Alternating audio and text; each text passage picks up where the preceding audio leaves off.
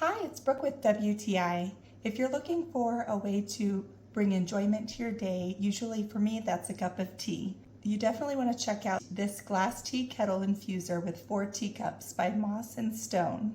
I love the kettle infuser. It makes for using my loose tea leaves easy because it catches my loose tea, and I can experiment with all kinds of beautiful, flavorful teas out there, and I can switch it up with different kinds. This glass tea kettle is 27 ounces, so that's enough to fill the 4 teacups and get a refill.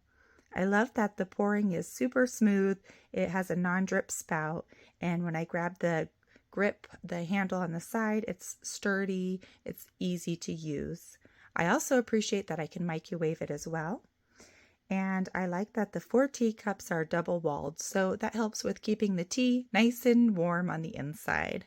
I think it's beautiful to look at. It's very fun for a tea set. It's nice to have in your home for any occasion with friends or just with your family.